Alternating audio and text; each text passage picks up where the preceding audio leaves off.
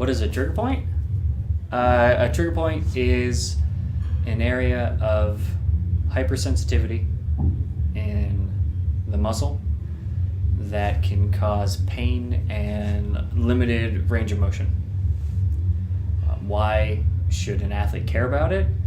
Because it's going to either affect their ability to do something or affect how comfortably they can do something. As far as how much it affects their performance, that varies on the severity of the trigger point, where it is, and what they're doing. But the thing that most people don't realize is that everybody has trigger points. And to help distinguish that, like, trigger points and knots are not the same thing. A knot is actually a medical term. Like, you can write in a patient note that they have a muscular knot, and that's recognized as a term. And that is a area of particular tension within the muscle fiber that is localized, and that has a different level of tissue density because of its tension. But just because you have a knot and you push on that doesn't mean that you're going to have an area of hypersensitivity, in the same way that you could have an area that has hypersensitivity but it's not a knot. Now, a lot of times they go hand in hand, but they're not synonymous. They don't always go. So I could be working on one of my athletes, doing massage with them, and find an area that is incredibly tender or incredibly sore on them, and they ask, oh, there are knots in there, and no, there aren't. And at the same time, I could go through and I could find an area that has a knot.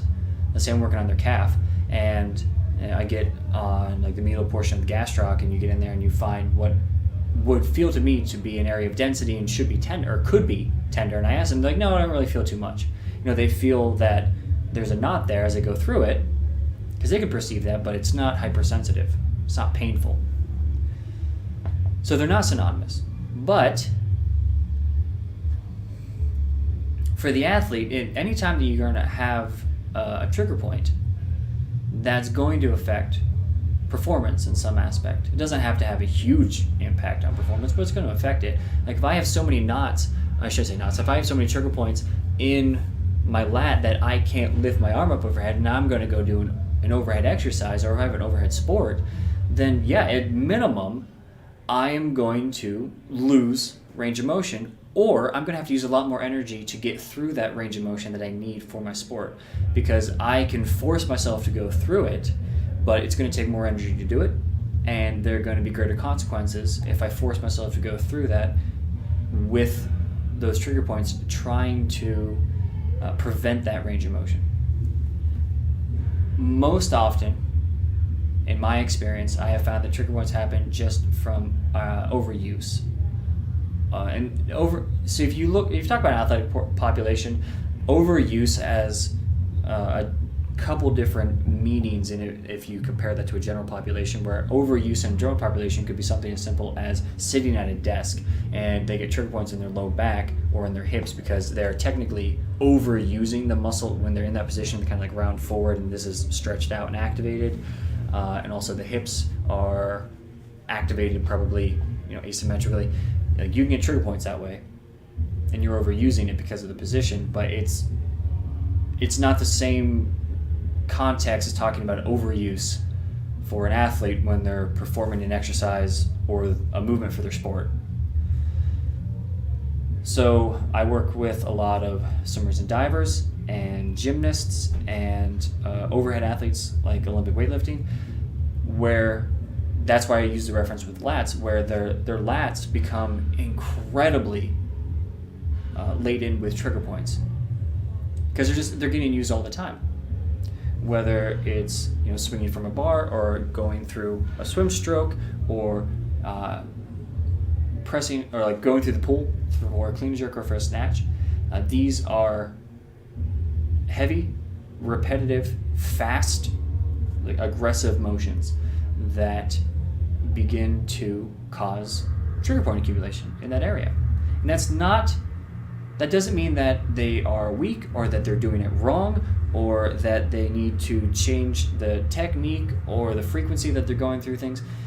It's a result very similar to DOMS, or delayed onset muscle soreness, like that 24 to 48 hour process of being sore post workout. It's a common occurrence, and it's not something to be afraid of. Now, if you have so many of them that it's hindering the workout or it's hindering the sport and your performance, then it needs to be taken care of. It needs to be taken into account on how to take care of that. But it's not something that the athlete has to change necessarily what they're doing because these things are occurring. They need to implement strategies in addition to what they're already doing in order to mitigate and manage the fact that they have trigger points. That is the area that I don't see happen very often. They try to. Athletes often try to do some self, like with foam rolling or with a lacrosse ball, but the application of proper trigger point work is generally not done. It's also not taught. It's not really understood by most people because I shouldn't expect a coach to understand what I know about trigger points. I should take that knowledge, I should hand it to them, and I should hand it to the athlete. And unfortunately, there's way too many times when you see someone doing something wrong to intervene every single time. And hence the question, why should an athlete care about it? Because they're doing it wrong, mostly. And when I say wrong, I don't mean wrong in the sense that they're not going to see an effect. They're going to see an effect. Like if you take generally what's popular right now, which is smashing a muscle or taking a percussive / vibrational device and going in there, you're going to get it to relax to an extent. If you shove a lacrosse ball, if you shove a barbell into a muscle, if you roll it with a heavy object, you're going to get it to relax. But it's understanding the additional effects of that relaxation and how those affect the workout that you're about to have. Are you doing it before, during, or after? Because this is the science of sports massage, and understanding the effect that you have on the soft tissue, on the surrounding tissues for the tendons and ligaments, and also the effect primarily that you have on the central nervous system by doing these things, and how that relates to what your goals are coming up immediately. So when an athlete takes a lacrosse ball and they shove it into their back, or they shove it into the glute or into their quad, and they just lay on it for a couple of minutes, and then they expect to come up and hop right into a workout, even if they have a level of dynamic movement that they do in preparation. Let's say they're doing squats. If they have a level of dynamic preparation for the squat, they start with a barbell, then they add some weight. Yes, you were going to get some reactivation of the muscle that you just helped to relax, but you just potentially caused an asymmetrical level of activation between the left and the right side if you only hit one. And let's say you hit both. Well, now you have a portion of that chain that is not completely inactive, but to an extent deactivated. Because by definition, you have relaxed that area and you have caused the nervous system to not fire nearly as fast or as frequent or as intensely. That's what happens when you take a lacrosse ball or a barbell or a heavy object or your elbow or any instrument and you drive it into an area for a long period of time. You sedate it. You cause it to relax.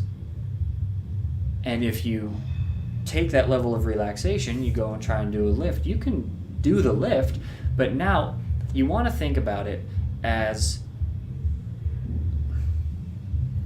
workers in an assembly line.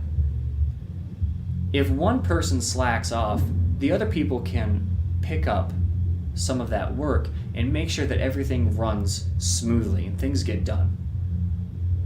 And if two people slack off, you can probably keep up. Now, that's assuming that you're doing it at a very steady rate, you've got a good rhythm, and you're not pushing the system. Athletes don't do that. Athletes show up to work. And sooner or later, you're going to have a situation where an athlete decides that they're going to try to do trigger point work on their hip flexors, on their quads, on their glutes. And they're going to lay on that lacrosse ball, or they're going to lay on the kettlebell or the barbell for, say, 2 to 5 minutes, and they get the area to relax, and they're not feeling as much pain. And then they're going to jump in, and the coach is going to tell them, all right, you have heavy doubles. And without knowing what they've just done to themselves, they go into that workout. And all of a sudden, they're like, man, I'm moving really slow. I feel really weak. I don't know what's going on. It must be the fact that I have all this soft tissue trauma, aka trigger point. I need to keep taking care of it more. Like, that could be part of it, and it is part of it. I won't negate that. But on top of that, that athlete just basically put to sleep a large chunk of the muscular chain that needs to be used in order to do the exercise that they're about to do, and they put it to sleep during a time when they're going to be having high levels of exertion required. If you were just going over and you did 2 to 5 minutes of trigger point work on your glutes, and you got it to relax, you're not feeling as much pain, and it seemingly has a good range of motion, and you were just going to hop up and do squats with the barbell, yeah, because you've got enough activation at that time to effectively do an incredibly low percentage of your squat. But when you start pushing 85, 90, 95%, you're doing heavy singles, heavy doubles, even heavy triples, you're putting yourself in a circumstance where you are not getting the level of neuronal activation to those muscles that you would have normally, even with the trigger point present that you didn't take care of, because you've sedated that area. You are not going to have a good training session, or at least not the training session that you should have. So if you have trigger points and you really want to hit that area, one of the best things you can do is you have, it's a back and forth, where you're going to apply pressure for approximately 8 seconds and then relax. 8 seconds, relax. And it's about a 10-second cycle as you're going through. So you're going to push in slowly, whether it's with an instrument or with a partner driving in. Let's say it's on the glutes, and you take a lacrosse ball and you sit on that lacrosse ball, and you find, on a scale from 1 to 10, a 5 or 6. And you're going to hold that for 8 seconds. You're going to build up for 8 seconds and then relax. Put pressure on again. 8 seconds, relax. 8 seconds, relax. And you're going to do that 3 to 4 times. And during that time, you're going to find that you can put more and more and more pressure on it as you're going through in order to hit to a 5, because it's beginning to relax. But you're not doing it for so long that you're completely sedating the area. And then as soon as you're done with that, you're going to add active release on top of it, or just muscular energy work, where you have some pressure on that lacrosse ball in the exact same spot or on whatever instrument you're using. And now you're beginning to take it through a full range of motion, so that you are giving your body a reminder without load, without any weight whatsoever, that it can go through a range of motion, it can relax through that range of motion, but it can also not feel pain through that range of motion. So you're prepping the nervous system to feel a full range for that muscle, both on a full antagonistic relaxation and an agonistic activation as you go through it. So the hand motions I'm doing right now, what I'm referring to is if you had the lacrosse ball on the glute, you just bring your knee in. Now you've got that area relaxed and completely stretched out, and then you're pushing out into full extension, so you now got that area contracted with the lacrosse ball in the same spot. And you do that through a gradually bigger range of motion and a gradually increased speed, feeling less and less pain as you're going through it. See, the thing about the nervous system is that it is incredibly adaptive. And it will, people use the term muscle memory, which is not a good name. But the nervous system will remember the most previous, and especially the most intense experience with a movement for that muscle. So if the last thing that you, whether it's conscious or not, and often it is conscious, that you remember when you go through a squat is that, holy crap, my glutes are incredibly tense and they're really, really sore, then you're going to brace against that pain. You're either going to limit your range of motion, as you're going through so that you don't have as much soreness through full range of motion. You're going to compensate and potentially shift forward onto the balls of your feet so that you load the quads more than the glutes as you're going through. You could minimize the depth that you're going through or the effect of the depth so that you start speeding up as you're doing it, or you're shifting to one side and using the right more than the left or the left more than the right so that you're not feeling as much pain. And often the compensation is subconscious. We don't realize that we're doing it. But if that's the last memory that the body has, which is, hey, if I compensate a little bit, I don't feel as much pain, suddenly that has a very easy opportunity to become, or to start to become ingrained.